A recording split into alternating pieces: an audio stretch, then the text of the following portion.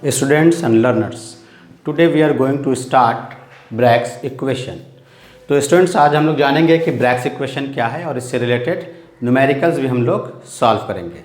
तो Bragg's equation को पढ़ने से पहले थोड़ी सी बात हम लोग एक्सरे डिफ्रैक्शन टेक्निक्स की बतला दें, क्योंकि उसका इस्तेमाल ब्रैग्स इक्वेशन में है। तो स्टूडेंट्स आपको मालूम होना चाहिए कि किसी भी क्रिस्टल सॉलिड के इंटरनल स्ट्रक्चर के एक्सप्लेनेशन के लिए, इंटरनल स्ट्रक्चर के इंफॉर्मेशन के लिए हम लोग एक्सरे डिफ्रैक्शन टेक्निक का इस्तेमाल करते हैं। अब इस एक्सरे डिफ्रैक्शन टेक्निक्स में क्या होता है, तो थोड़ी सी बात उससे रिलेटेड आप जानें कि जब कोई दो वेव्स आपस में सेम फेज़ में आके मिलती है, सेम फेज़ का मतलब ये होता है कि दोनों वेव्स के क्रेस्ट और ट्रफ बिल्कुल सेम टू सेम होने चाहिए। सपोज़ कर लीजिए कि ये कोई एक वेव है और एक दूसरा वेव बिल्कुल उसी पैटर्न का, यानी एक का क्रेस्ट दूसरे के क्रेस्ट से, एक का ट्रफ दूसरे के ट्रफ से बिल्कुल मैच करता हुआ अगर आके एक दूसरे के साथ कंबाइन करेगा, तो ये दोनों वेव एक दूसरे को रीइंफोर्स करेंगे और स्ट्रॉन्गर बना देंगे और एक हायर एम्पलीट्यूड का वेव फॉर्म होगा। But important thing is that in दोनों के वेवलेंथ सेम रहेंगे, लेकिन जो रिजल्टेंट वेव का फॉर्मेशन होगा उस रिजल्टेंट वेव की एम्पलीट्यूड क्या होगी, हाई होगी। तो ये आपका हो गया resultant wave with high amplitude. इसकी एम्पलीट्यूड हाई हो जाती है बट वेवलेंथ क्या रहता है, रिमेन्स सेम। तो जब दो वेव एक दूसरे के इन फेज में हो, ये क्या है, two waves are in phase. जब दो वेव्स एक दूसरे के फेज में होंगे, यानी एक का क्रेस्ट दूसरे के क्रेस्ट से, एक का ट्रफ दूसरे के ट्रफ से मैच करता हुआ रहेगा, तो उसे इन फेज कहेंगे। और वैसी स्थिति में दोनों के दोनों रिजल्टेंट वेव्स हायर एम्पलीट्यूड के वेव का फॉर्मेशन करेंगे और उनका वेवलेंथ क्या रहेगा, सेम टू सेम रहेगा। एंड नाउ सपोज दैट एक दूसरा सिचुएशन ऐसा हो सकता है कि ये दोनों वेव्स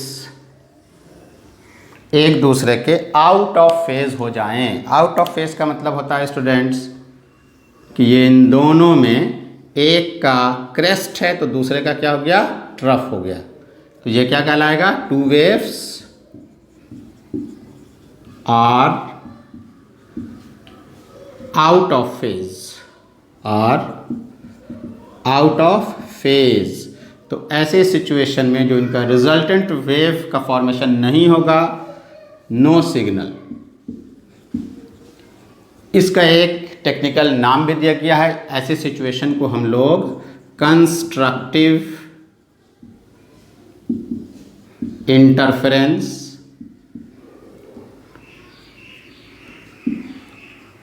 और इसको हम लोग डिस्ट्रक्टिव इंटरफेरेंस कहते हैं। डिस्ट्रक्टिव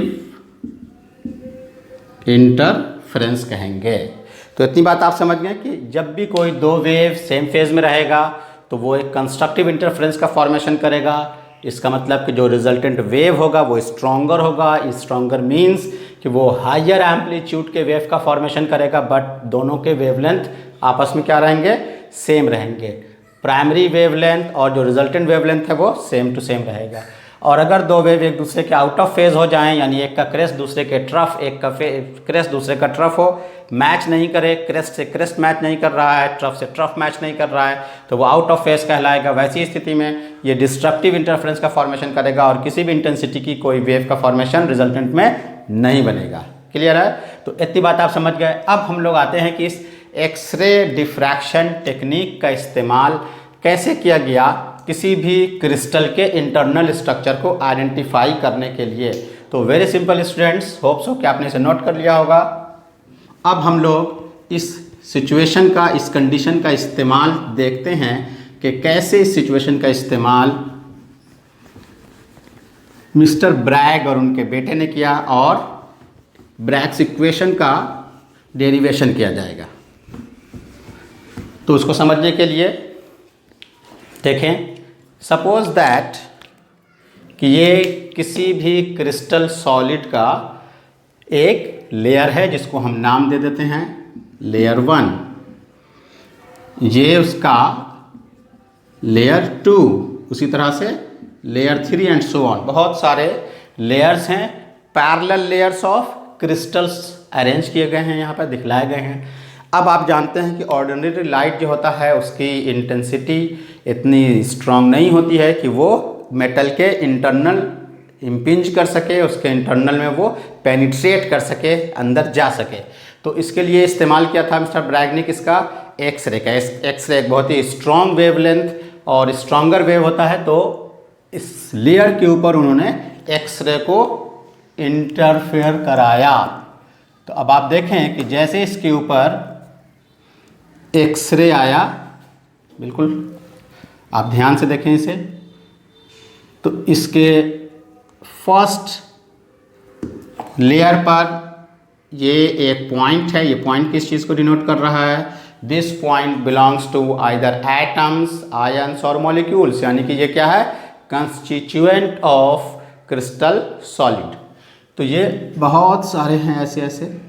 उसी तरह से सेकंड लेयर में भी हैं बहुत सारे। तो सपोज कर लीजिए कि एक एक्सरे वेव इंटरफेयर करता है इसके ऊपर, इस सरफेस से, और रिफ्लेक्ट होके सेम मीडियम में वापस चला जाता है। This is the reflected x-ray. उसी तरह से एक दूसरा जो एक्सरे है, वो एक्सरे इसके और इंटरनल लेयर में गया, और इंटरनल लेयर में गया। तो अब इसके नीचे वाले जो लेयर हैं उसके ठीक सामने वाले एक क्रिस्टल पॉइंट, बहुत सारे क्रिस्टल पॉइंट्स इसमें हैं। अब एक दूसरा वेवलेंथ बिल्कुल पैरेलल इस तरह से ये इसके ऊपर इंटरफेयर किया,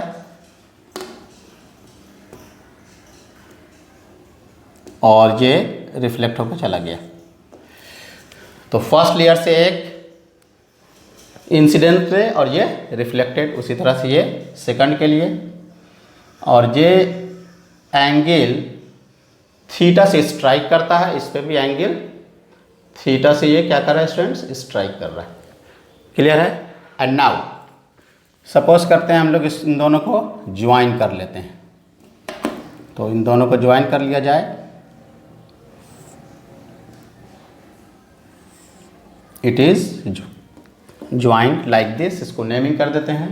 this is A, B and C, उसी तरह से इसको भी नेमिंग कर देते हैं।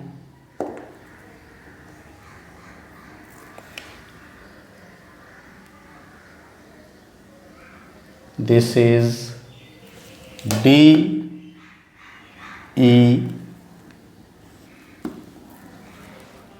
डी, एफ, एच, और आसानी के लिए इसके ऊपर आप एक पैरेलल लाइन ड्रॉ करेंगे, ये परपेंडिकुलर ड्रॉ करेंगे। पॉइंट बी से इस पर एक परपेंडिकुलर ड्रॉ करेंगे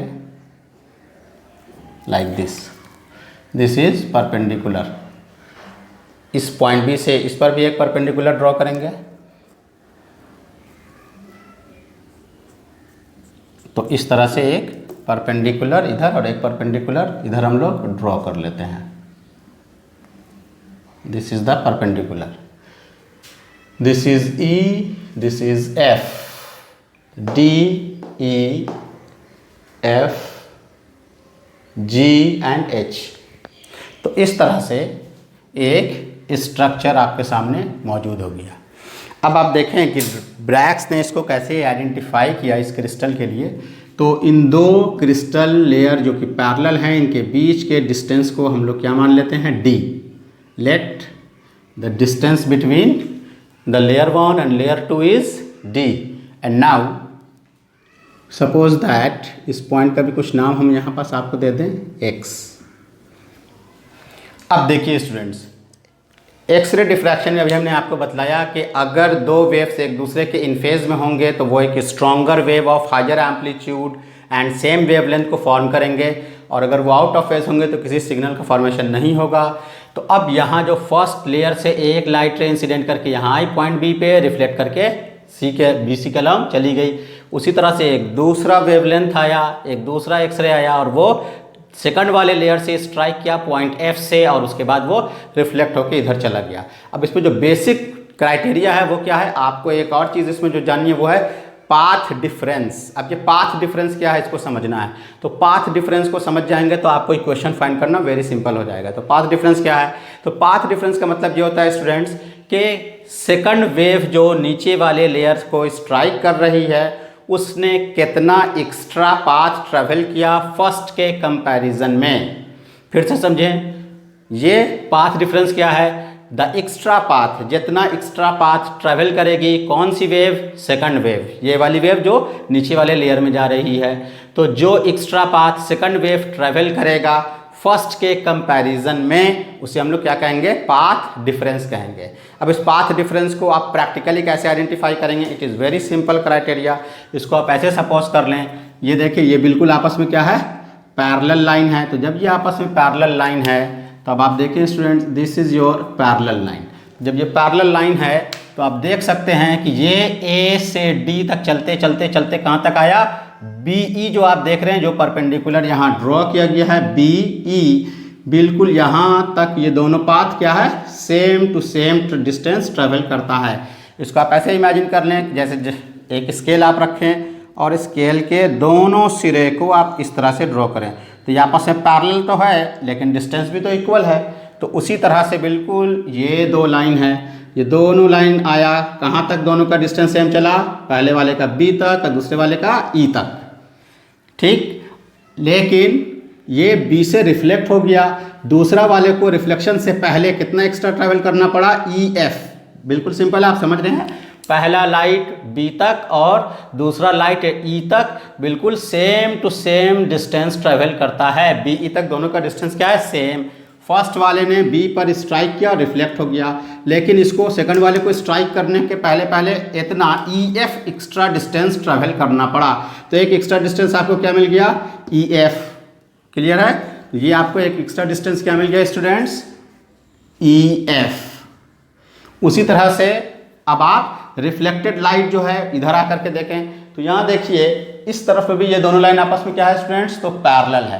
तो जब ये दोनों लाइन आपस में पैरेलल है तो ये देखिए बिल्कुल CH, ये बिल्कुल यहाँ से यहाँ तक का डिस्टेंस आपस में इसके क्या है, सेम टू सेम है। ये दोनों लाइन आपस में क्या है, बिल्कुल पैरेलल लाइन है। तो जब ये दोनों लाइन आपस में पैरेलल हैं तो आप देख सकते हैं कि CH इस पॉइंट B तक और ये H बिल्कुल G तक इक्वल डिस्टेंस ट्रैवल कर रहा है, बिल्कुल पैरेलल लाइन, यहाँ तक same to same.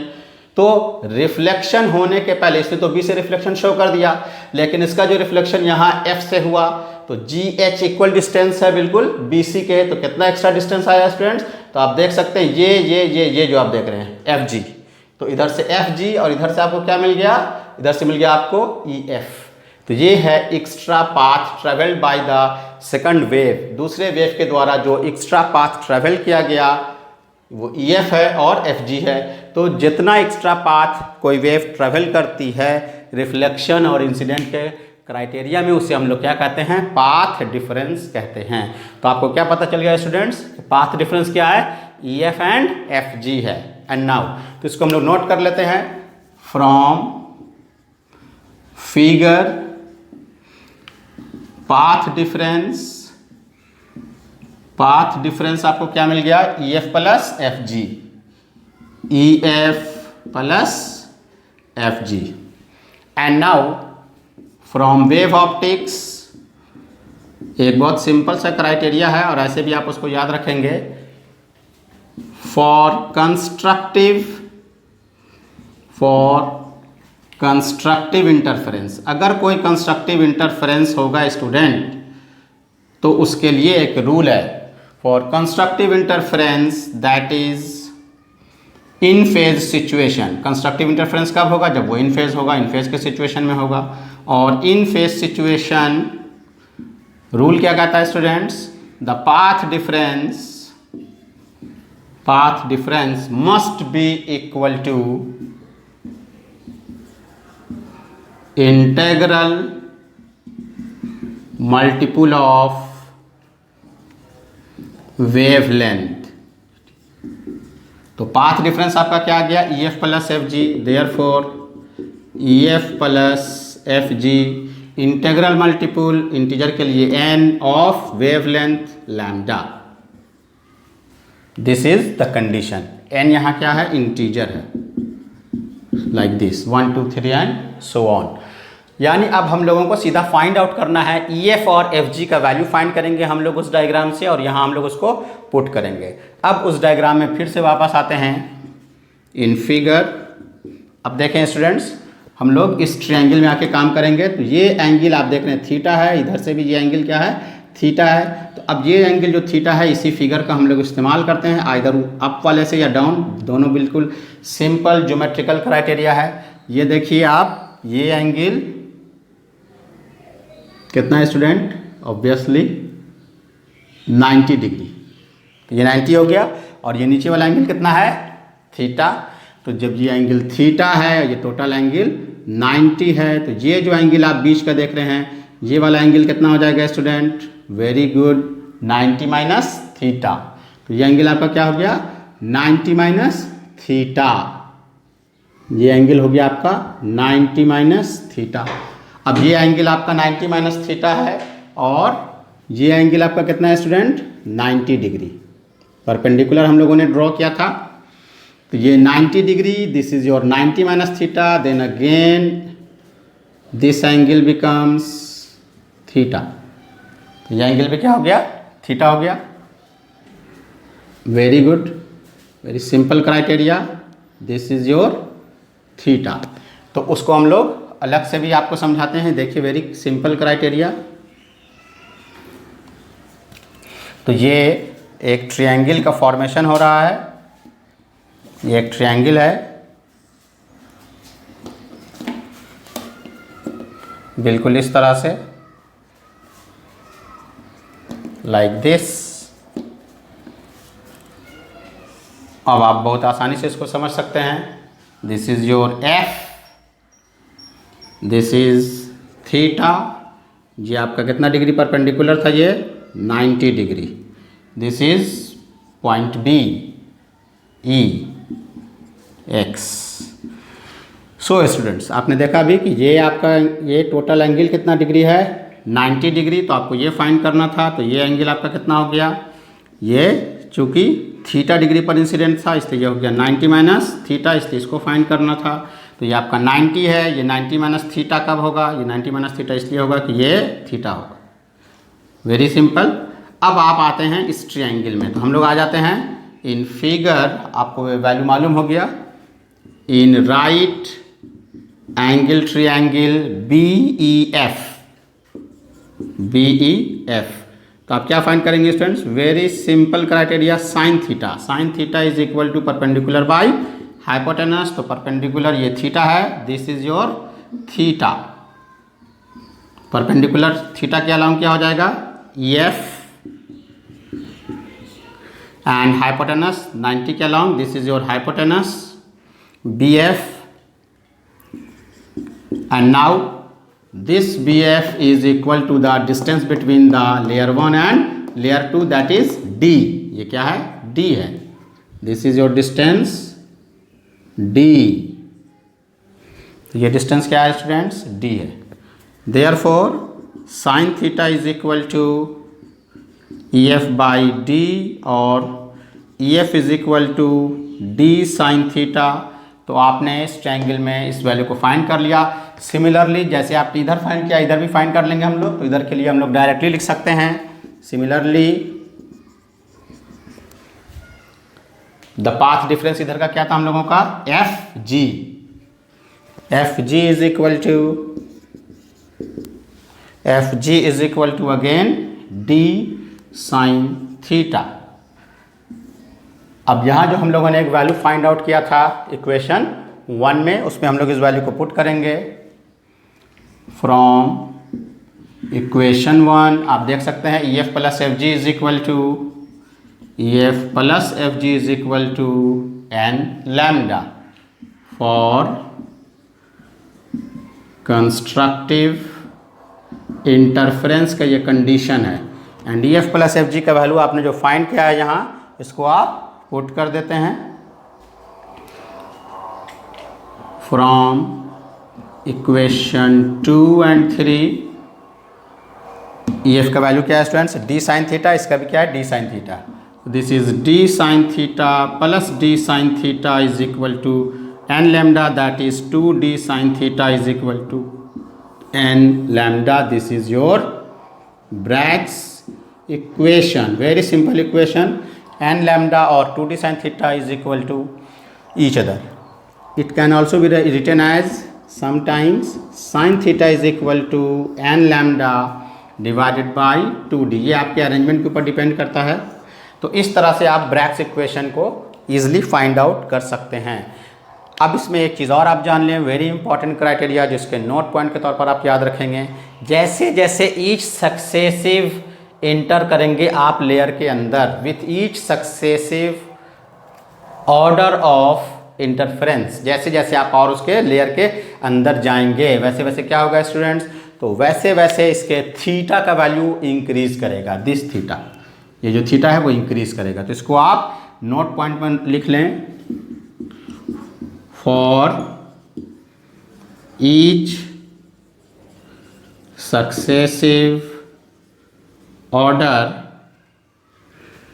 Theta tends to increases. Theta तो इंक्रीज करेगा, लेकिन ये जो रिफ्लेक्टेड एंगल है, रिफ्लेक्टेड रेज है, इन रिफ्लेक्टेड रेज की इंटेंसिटी, बीम की इंटेंसिटी डिक्रीज कर जाएगी। जैसे जैसे वो इंटरनली जाएगा वैसे वैसे रिफ्लेक्शन के बाद उसका इंटेंसिटी क्या होता चला जाएगा, डिक्रीज करता चला जाएगा। तो थीटा इंक्रीज करेगा, but the intensity of reflected beam क्या होगा, but intensity of reflected beam क्या होगा स्टूडेंट, डिक्रीज करेगा। तो इस बात को आप याद रखेंगे।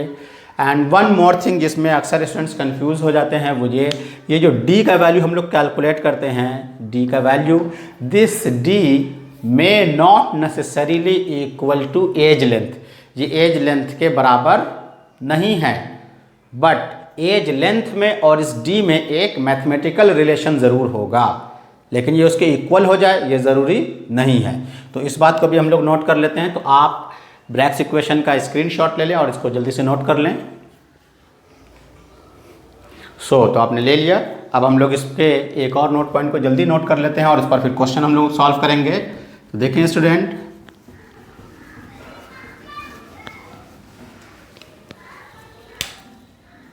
वैल्यू ऑफ डी जो है आपका, इसको आप याद रखेंगे, value of D may not necessarily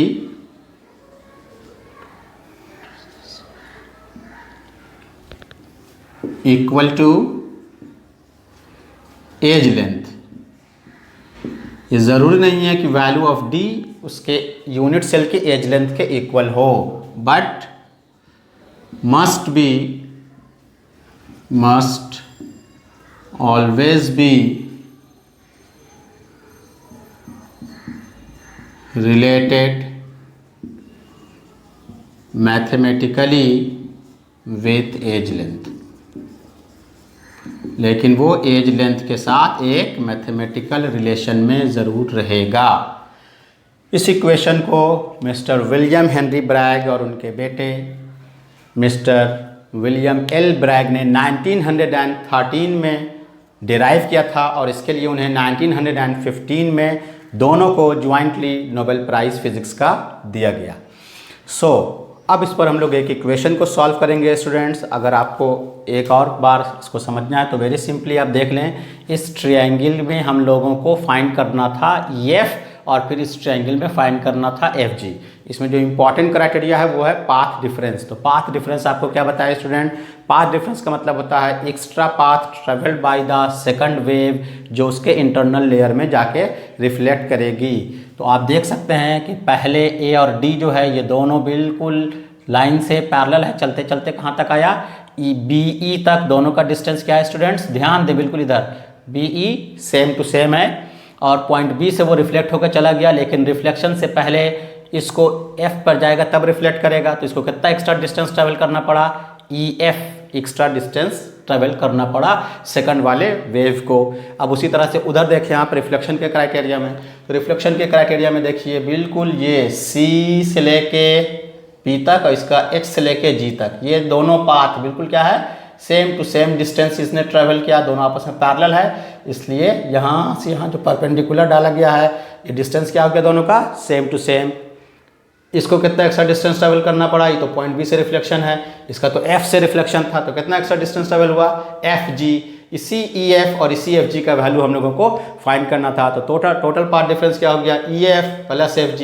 अब आप इस ट्रायंगल में आ गए, इस ट्रायंगल में चूँकि इसको प्लेन के ऊपर परपेंडिकुलर जो ड्रॉ किया गया है, तो ये टोटल एंगल 90 डिग्री है, ध्यान दें बिल्कुल इधर, और ये जो एंगल ऑफ इंसिडेंस था ये कितना था, थीटा, तो ये एंगल थीटा है, ये टोटल एंगल 90, तो ये जो रिमेनिंग एंगल बचा ये कितना हो गया स्टूडेंट्स, 90 माइनस थीटा। तो अब इस ट्रायंगल में आ जाइए, आपने यहाँ से यहाँ BE परपेंडिकुलर ड्रॉ किया था DF के ऊपर, तो ये एंगल आपका 90 डिग्री है, ये एंगल आपको मालूम हो गया 90 माइनस थीटा है, तो ये एंगल आपका कितना होगा, थीटा होगा। अब इस ट्रायंगल में जब आपने फाइंड आउट कर लिया तो इसमें हम लोगों ने साइन थीटा फाइंड कर लिया, बिल्कुल अलग करके उसको दिखलाया किया है। So very simple, sine theta का वैल्यू फाइंड कर लेंगे आप, d साइन थीटा आ जाएगा। Similarly same to same figure था अगर हम इधर फाइंड करते, इसलिए इधर जो FG निकला वो भी d साइन थीटा हो गया। अब कंस्ट्रक्टिव इंटरफेरेंस के लिए पाथ डिफरेंस किसके बराबर होना चाहिए, इंटीग्रल मल्टीपल ऑफ वेवलेंथ के बराबर होना चाहिए। तो हमने EF plus FG is equal to n lambda apply कर दिया, दोनों का वैल्यू पुट कर दीजिए, तो इक्वेशन आ जाएगा 2d साइन थीटा। n के बारे में आपको बतला दिया गया है कि n क्या है, यहाँ पे n is equal to 1 2 3 so and so integer, लेकिन इसका न्यूमेरिकल सॉल्व करने में एक और टेक्निकल नाम है, उसको भी आप याद रखें, it is also known as order of reflection और डिफ्रैक्शन। क्वेश्चन में बिल्कुल आपको इसी तरह से लिखा हुआ मिलेगा। तो अब हम लोग इस पर एक न्यूमेरिकल सॉल्व कर लेते हैं। तो क्वेश्चन नोट किया जाए students, very simple criteria for the Bragg's equation. तो ब्रैग इक्वेशन आपको क्या क्या बतलाता है, तो ब्रैग इक्वेशन आपको बतलाएगा किसी भी क्रिस्टल के इंटर स्पेसिंग लेयर को बताएगा कि क्रिस्टल के बीच के डिस्टेंस क्या हैं। इंटरनल स्ट्रक्चर ऑफ क्रिस्टल का इंफॉर्मेशन हम लोग ब्रैग्स इक्वेशन से निकालते हैं, और अगर आपको इंटर स्पेसिंग डिस्टेंस मालूम हो तो आपको ये पता हो जाएगा कि जो वेव आ रहा है उसका वेवलेंथ क्या है। तो एक स्टूडेंट्स हम लोग क्वेश्चन नोट डाउन कर लेते हैं, diffraction of barium crystal with x-ray. Question है आपका, diffraction of barium crystal with x-ray of wavelength, इसका वेवलेंथ आपको दिया गया है 2.29 angstrom, wavelength of 2.29 angstrom gives first order reflection, gives first order reflection at an angle of, इसका angle of reflection दिया गया है आपको, जो इंसिडेंस हो रही है उस पर एंगल, उसका वैल्यू दिया गया है 27 डिग्री 8 मिनट। तो हम लोगों को क्या पता लगाना है, find the distance between the layers of crystal, crystal के बीच के लेयर्स के डिस्टेंस को हम लोगों को फाइंड करना है। क्वेश्चन नोट कर लिया स्टूडेंट्स आपने।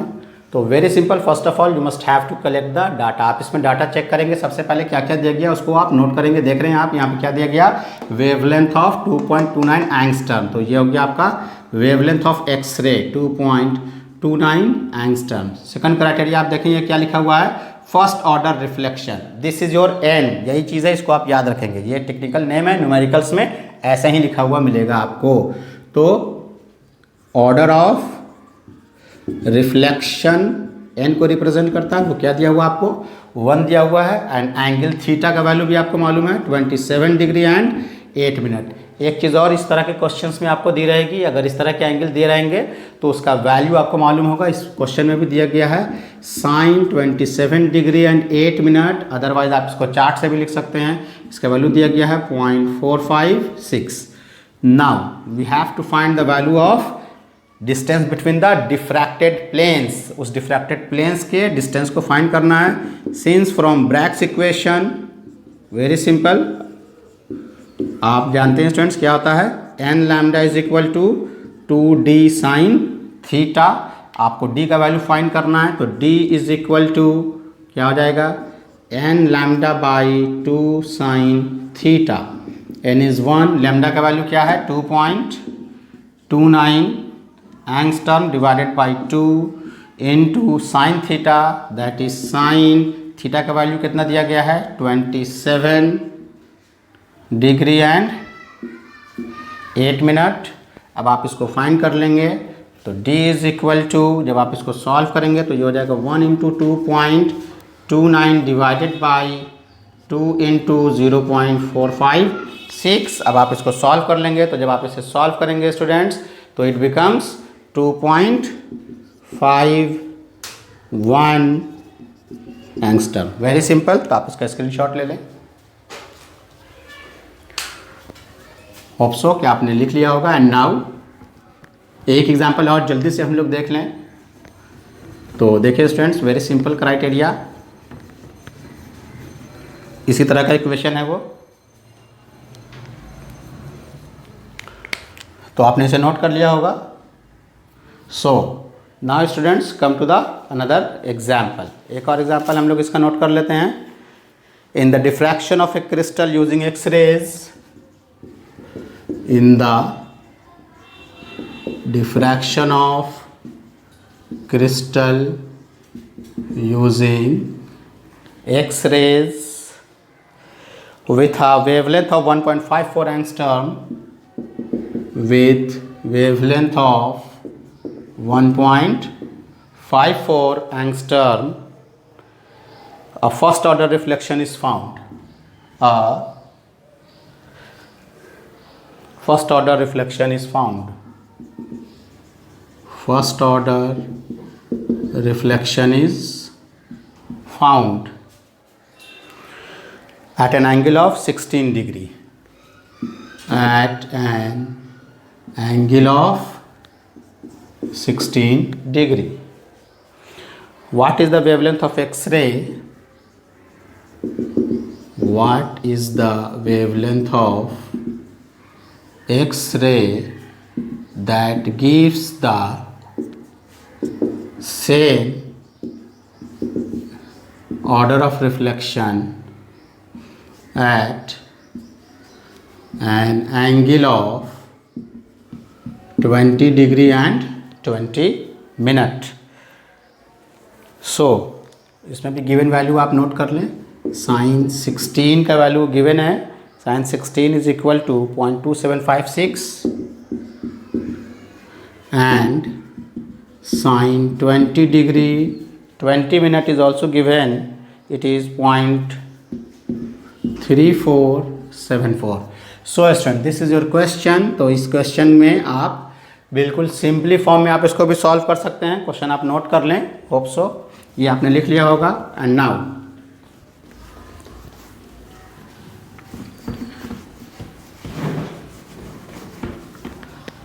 तो देखिए स्टूडेंट्स, फर्स्ट ऑफ ऑल इस क्राइटेरिया में क्या क्या दिया हुआ है। फर्स्ट केस में आपको दिया है wavelength is equal to 1.54 angstrom, order of reflection is 1 at an angle theta is equal to 16 degree. And case two में आपको दिया है you have to find the value of wavelength. Case 2 में क्या फाइंड करना है, what is the wavelength of X-ray which gives the same reflection. Same reflection means the order of reflection becomes same and angle theta is equal to 20 degree and 20 minute. So the question is very simple. एक criteria ये हो सकता है कि आप इस situation से case 1 से D फाइंड करें और इसमें आप पुट कर दें। दूसरा क्राइटेरिया ये हो सकता है कि आप इन दोनों को इंटर रिलेट करके सॉल्व करें। तो इंटर रिलेट करके सॉल्व करना ज़्यादा इजी क्वेश्चंस है, क्योंकि आपका क्रिस्टल के बीच का डिस्टेंस दोनों सिचुएशंस में सेम टू सेम रहेगा। देयरफॉर हम लोग इसको कैसे सॉल्व करेंगे स्टूडेंट्स? तो since we know that n lambda is equal to 2d sine theta, situation 1 में लैम्डा आपका अलग है, साइन थीटा आपका अलग है। सिचुएशन 2 में n lambda is equal to 2d sin theta. Since the distance between the plate is same, 2d से 2d cancel, order of reflection is also same, therefore it is lambda 1 by lambda 2 is equal to sin theta 1 का value आप देख लें कितना है, 16 degree divided by sin theta 2 का value कितना है स्टूडेंट? सेकंड केस में 20 degree and 20 minute. And now it can be easily calculated. Lambda 1 is given, lambda 1 आपको दिया गया है कितना है? 1.54 angstrom divided by lambda 2 is equal to sine 16 का वैल्यू आप पुट कर देंगे। साइन 16 का वैल्यू देखिए गिवन है 0.2756 divided by sine 20 degree and 20 minutes का वैल्यू भी गिवन है 0.3474 and now it can easily be calculated. तो लैम्डा 2 को जब आप सॉल्व कर लेंगे तो इसका वैल्यू वेरी सिंपली आसानी के साथ आपको फाइंड आउट हो जाएगा। It is 1.94 angstrom. So students, आपने देखा कि ब्रैग्स इक्वेशन से हम लोग वेरी सिंपली कभी distance between the crystal layers निकाल सकते हैं और लैम्डा के वैल्यू को भी फाइंड कर सकते हैं। This is all about your Bragg's equation. Bragg's equation बहुत इंपॉर्टेंट टॉपिक है, कम्पिटिटिव एग्जामिनेशन में से क्वेश्चंस आते हैं। सो स्टूडेंट, जिन लोगों ने अब तक इसको सब्सक्राइब नहीं किया है, जल्दी से जल्दी इसे सब्सक्राइब कर ले ताकि आपके पास अपडेट्स, लेक्चर्स पहुंचते रहे। और keep watching and keep staying. Thanks.